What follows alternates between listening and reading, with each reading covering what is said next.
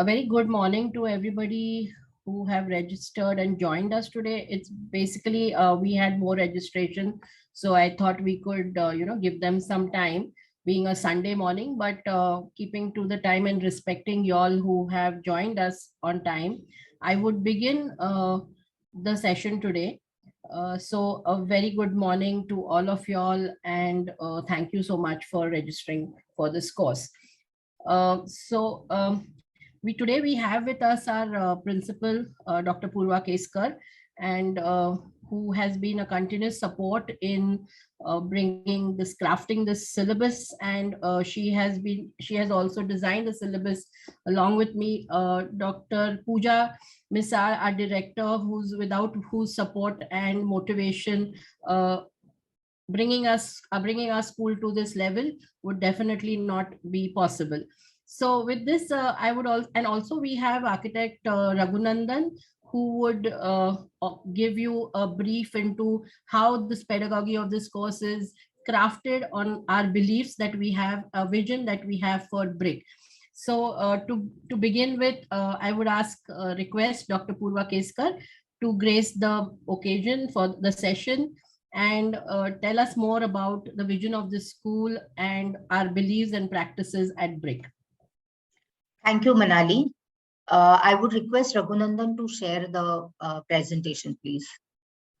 Yes, sir.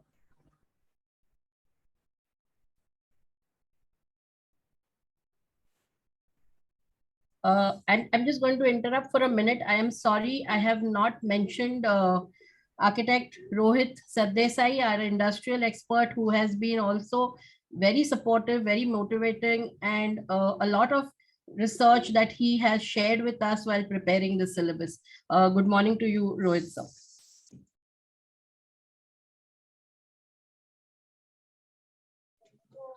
Morning, everyone. Nice to be around. Wish you all the best. Thank you. Yeah, so thanks a lot. And I'm sure that Manali has talked about all the force that has gone behind, crafting this course. When we thought of starting masters at BRIC, we felt that we should start something which will give the architects the next level or the enriched edge to perform as leaders. And when we were working in the overall, construction real estate sector, we realized that architects do have an understanding of the holistic aspects of, architecture, but they never get involved in terms of management of the entire thing, which then gives them a even better control of the design that they have designed and see that this design takes shape in the qualitative form that they have envisaged the design. Today, the entire real estate construction sector is becoming more and more complex. More rounded kind of knowledge is going to be required in the future. Integration of building services to make the building function is going to be looked at, and efficient design of that is also going to be very, very important in delivery of good architectural projects. So with that as a background, and for the architects to take the leadership role, this particular entire syllabus was designed, which is called as M.Arch in design and project management. We got in these two aspects together so that we are able to empower the architects not only in the design aspects of it, but the overall project management aspects of it. Next, please. Raghu, can you change the slide, please?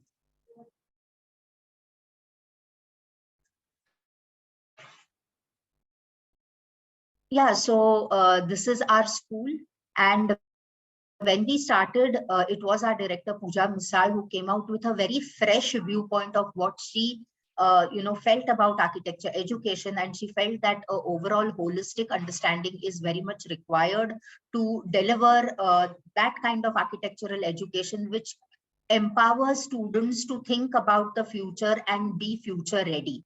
So what we can teach the architects today is what we know. However, if we make them learn how to learn, then that would be a long-term and a deeper thinking and learning that would happen.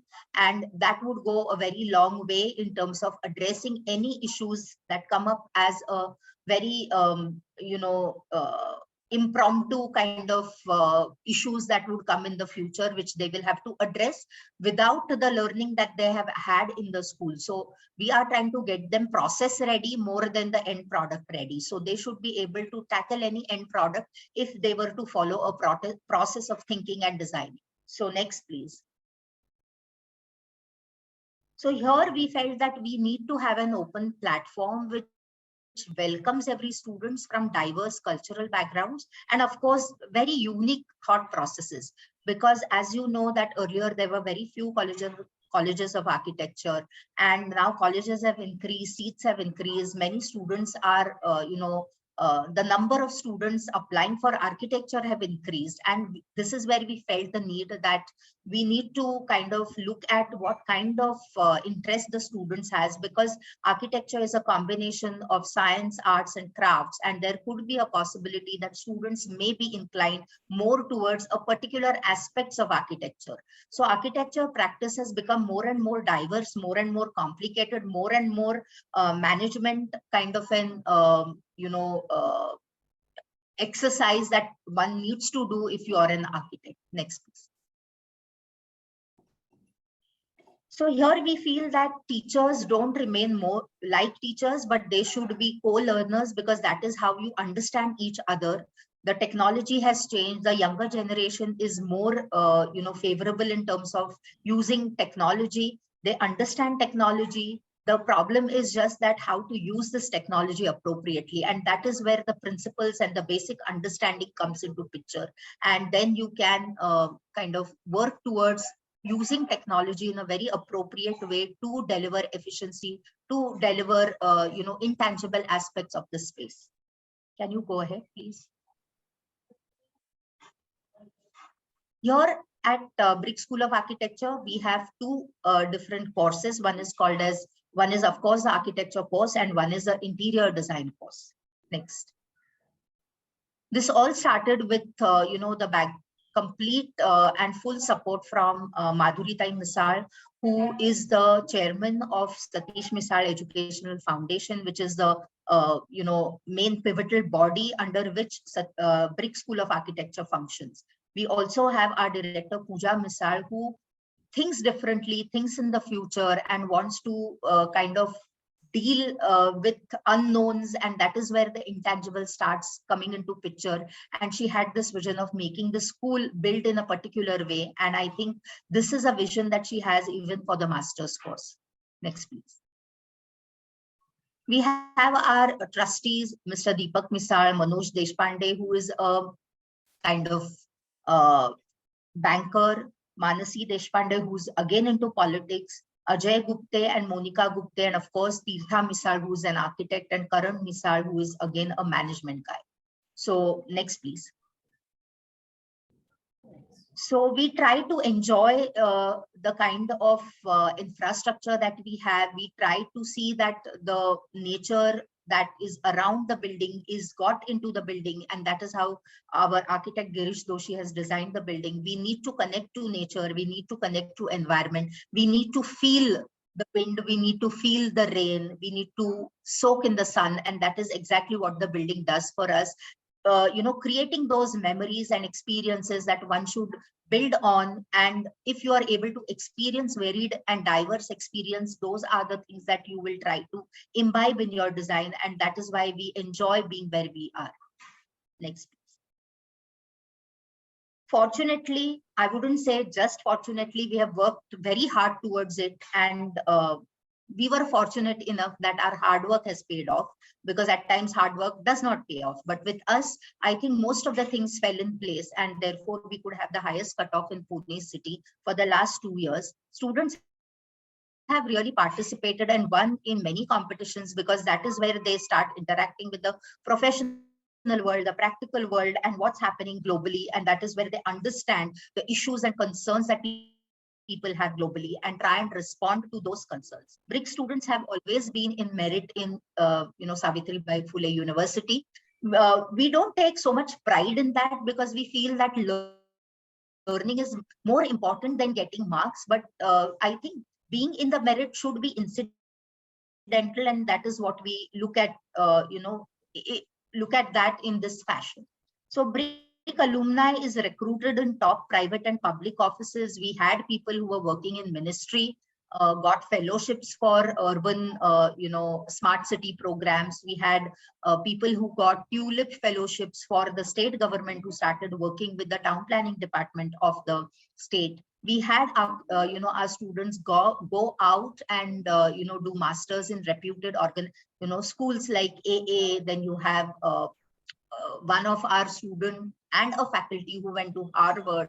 So we have our students go out and perform well. Of course, fortunately, again, with a lot of hard work, backing of a lot of hard work, we could get accredited by NAC as B plus, and we are really happy to say that ours would be the youngest college to get NAC accreditation in Pune. Or rather, I would say Maharashtra. Immediately after the 5th year, we started working towards it, and by the 7th year, we had NAC in place. So this is a third round that we are now submitting our documents. And that is where we have poised this masters in architecture and design and project management, because we have many faculty who are working on their own projects, and we have realized that over the long stretch of time, architects, rather the entire control of projects is now with the project managers, and the architect then remains as one of the consultants under the project management kind of work. So we felt that architects should now start taking the leadership roles. Till now, only civil engineers used to look at project management as their journey ahead in life. But I think architects are much better poised to understand, because they understand the buildings, they understand the construction aspects of it, and they would be able to contribute in a more holistic way in terms of planning, in terms of conceptualizing, in terms of doing feasibility, and of course the design. So once you understand design, you are able to relate all these things together and come out with a better plan and a better prospect for the project ahead. It should be a sustainable project, not only in terms of its function, maintenance, but also financially. So I think that is where the entire program is looking at understanding of buildings engineering, because that is what makes the building work. It's almost like the arteries and veins through which blood is flowing. That is how I would look at the complicated engineering services that are integrated in the building aspect of it. So we would say this course empowers architects to lead efficient project delivery. And over to Raghunandan, who's going to be our program coordinator for Masters in Design and Project Management. Raghu, over to you. Thank you, Poorvakeskar, for explaining the intent of this program and also to introducing the culture that we have at BRIC. So what I'll do is that I understand that today is Sunday, so I'll keep it brief, and I'll quickly talk about what are the opportunities that we see in the near future, what are going to come up, and why this course is going to be a crucial one. Then we'll talk about what exactly is design and project management. We will see what is the program outline that is there as per the syllabus that is there with affiliated with the SPP. We'll also talk about the pedagogy that we are going to follow in BRIC, and we'll talk about the professional opportunities that are available, and we can open up for question and answer session. So in between, if you have any question, you can always post it in the chat box and we can take it up at the end. So yeah, talking about the opportunities that we have.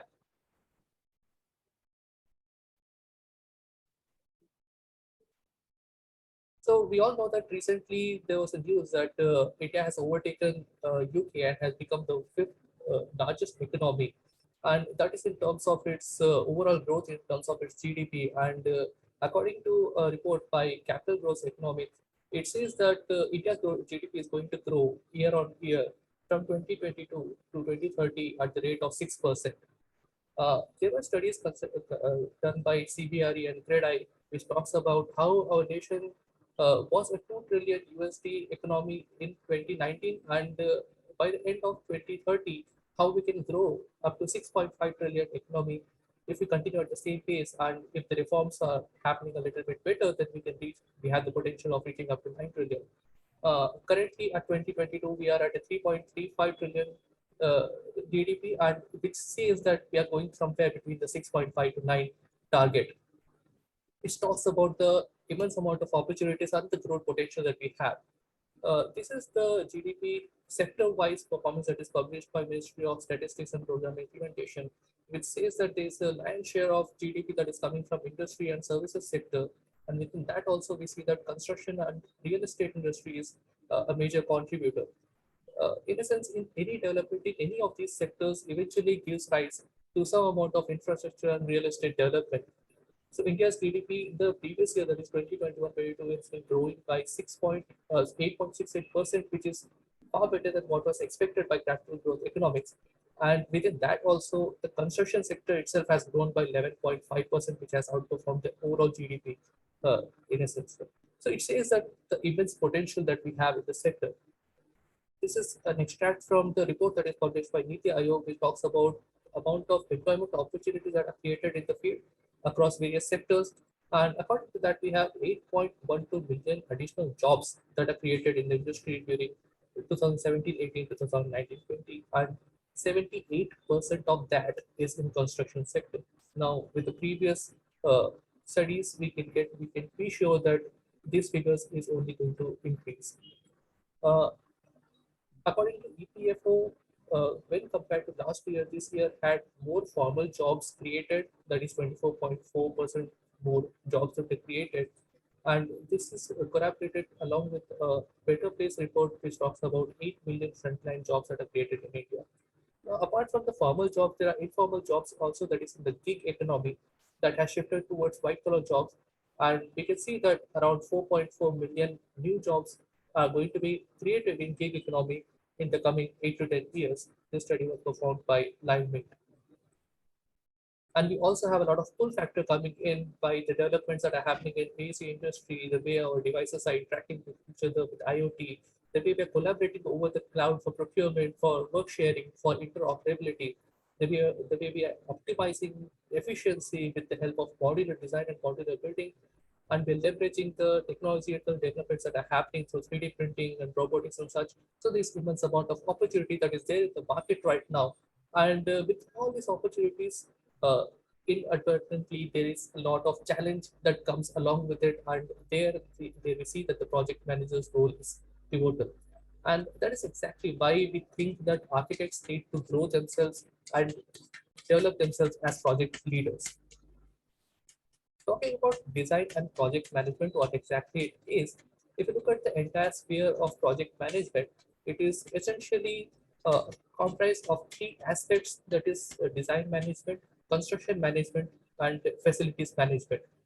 Among this, in design management, we talk about anything that happens in the pre-construction phases, that is to do with the brief management, stakeholder interactions, and anything that relates to design coordinations and such. The construction management phase talks about the point at which you have mobilized resources to the site and actual implementation has started. And once you hand it over, the operational stage is taken care of by facility management or asset management.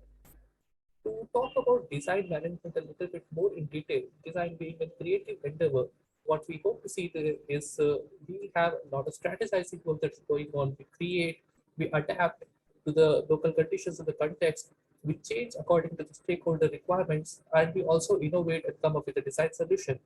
Management itself is actually a little bit different from that. We don't exactly design anything. It's actually an art of gathering people, bringing together people, and setting them towards or leading them towards a single goal of the project. So there is, in case of a project, in case of management, we talk more about planning, we talk about organizing, we talk about coordinating and integrating. So in a sense, what design management is, it doesn't exactly say that we have to design something. What we're trying to do is that we're trying to understand the intent of the promoter, what exactly is going on over there, what is good for his brand value, how exactly his business can expand, and how this particular project is going to contribute or add value to all these things. Then we need to have a system thinking into place when we're talking about the various different systems that are going to be operating in a particular project and how they can interact with each other. We also talk about collective intelligence, where we pull in all the resources from different backgrounds and see how they can add value to our project. So the coordination between the people, the management of design professionals, all these things comes under design management. So what we essentially do is that under design management, we talk about intent, objective, purpose of the project, strategic design to address the objectives of the project, integrated with building engineering and integrated with other project stakeholders during design charrettes. Under construction management, we talk about project delivery within preconceived parameters that were formulated during the design management stage. And then we talk about project operation as per the objectives and the users when we talk about the facilities management. And in order to do all these things, a project management has to tone on a different avatar. We talk about them having the managerial and administrative skills in terms of management of cost, time, quality, resources, and such. They should also be technically equipped. They should have the skills and experience that are required to innovate, to provide innovative solutions, to make the right decisions, to have the foresight for risk, for coordination between different stakeholders. And of course, we should have a leadership role where we try to communicate, we try to motivate, we try to look towards the aspects of uh, economy, social, and governance.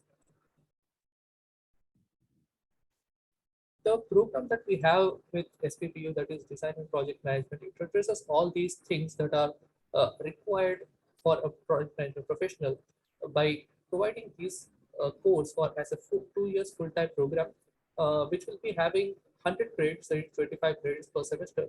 There are 3 electives which are spread across semesters 1, 2, and 4. There are 3 software skills lab which focus on different tools that are used for project management that are spread across semesters 1, 2, and 3. There are 2 research projects that are essentially seminars, which gives you an opportunity of developing yourself into a specific niche area where you can say that I have expertise in that particular area. So that is spread across semester 2 and 3. And then finally, we get to apply all these things in a thesis project in the final semester, that is 4th semester. The outcomes that are outlined in the program are strategic design and planning, research skills, technical knowledge, practical knowledge, sensitization and responsibility, communication skills, and social responsibilities. So when you have completed this course, you're going to walk out of the college with all these things in your bag. So how exactly are we going to do that? We're going to have multiple academic inputs by experts. We're going to assign works in groups so that there's a healthy peer learning that happens over there. We're going to have live project studies when the students are going to be able to go to the site and learn on site. We'll also have multiple collaborations and workshops. And with all these things, what we intend to do is that we intend to create a knowledge base for design management, building information modeling, building engineering, planning and executing, project management processes, critical appraisal of building typologies, quality management, cloud-based management systems, facility management, real estate management, statistical analysis, monitoring and controlling, integrated approach to design, enterprise resource planning, building management systems, human resource management, procurement and contract, financial management, performance appraisal of buildings, risk management, MS Project and Primavera such softwares, building simulation modeling, and all these things are going to be a part and parcel of your knowledge base. How we're going to do that is we're going to follow a pedagogy which says learning through projects. When you come to the first semester, essentially you're going to be assigned to different groups. These groups are formed considering the various experience that you might be having, the backgrounds from which we come. So it is designed to imitate a work environment where you don't get to choose your colleague, but you just have to work with your colleague. So such an environment will be created with the groups. These groups will be allotted some projects that are ongoing live projects, wherein the students will be going there for the entire day. They're going to study what is going on, they'll observe, they'll contribute, they'll collect data. And the data that they're going to collect can be used for doing the assignments that we're assigning to, depending upon all the courses that we have in the program. And thereby, there's a case-based learning that is going to happen. Apart from the exposure that you're going to gain through this project association that is happening throughout the semester, there is a separate internship that you have to undergo between first year and the second year. That will be for 40 days. once you have gained all these knowledge through the inputs that we are having, through the assignments that you're doing, the exposure that you're having at the site, all these things can be collaborated and brought together to demonstrate your knowledge, skills, and experience through the thesis project. And in order to facilitate all these things, in order to be having that project association, and in order to be having that internship and such, what we're doing is that we're having multiple collaborations going on. So already we have signed MOUs with Kumar Property Group and Madhav Nimai Consulting LLP for knowledge sharing and resource sharing. And there are multiple such collaborations that are there in the pipeline in work for us. Now let's quickly talk about the professional opportunities in a sense that who is looking for the project manager having the experience or having the background of architecture. So there are multiple real estate developers, giants who are working, they're developing real estate over here, and they require people in order to, in their particular uh, architectural division, as design managers, as design coordinators, as project coordinators. Similar roles are there available at third-party PMCs who are purely practicing in terms of providing project management consultancies. There are international property consultants who are working across various verticals. They don't just deal with project management consultancy. They also talk about what side of asset has to be managed, what kind of investment decisions have to be made. All these things, there are multiple verticals across which they work. There are certain practices wherein the consultants who are design consultants themselves have a practice of project management consultancy as an in-house offering. And then there are these big four management consulting firms, that is KPMG, EY, Deloitte, and PwC. Of course, they also require people with architectural background, management professionals for consulting works that goes across investment decisions, across project decisions and such. Apart from this, also we have seen that recently the clients have also started hiring people. For example, TCS has its own design management team. WeWork itself has its own management team and such. There's so many other companies who are looking for people in project management division with background in architecture. So yes, that's it. I'll open it up for question and answer session. Before we move over there, let me just quickly uh, post the feedback form and everything in the chat box, all the contact information and details. So yes, it's open for discussion. If you have any, you can take up the questions. If you have any questions, maybe right now you can ask. If not, you can actually take down the email ID, which Raghunandan will share with you in the chat box, and also his phone number. And I think that will help you to connect immediately with us if you have any doubts, any clarifications, any details that you want to know. We are here for you, and hoping that you will connect back to understand more. Yes, so I have posted the feedback form along with all the contact details and also the link to the syllabus if you want to go through that.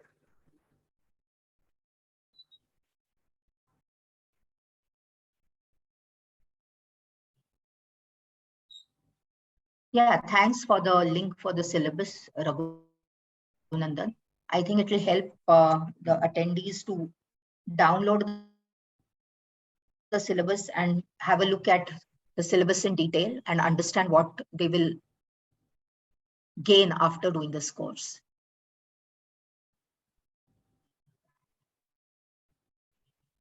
So if you don't have any questions, I think we can, stop our interaction now, and hoping to keep on interacting with you as and when you need, on email, on phone, whatever is comfortable. Yes, if you want to come down to college and have a discussion regarding the way we're going to take up the course, then even that can be arranged. You can always call up and I'll make sure that I'm available for a discussion. So that can be done.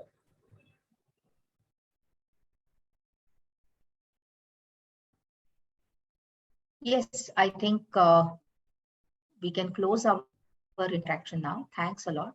And I thank the ones who have joined for this interaction. Thank you, everybody. Thank you, everyone.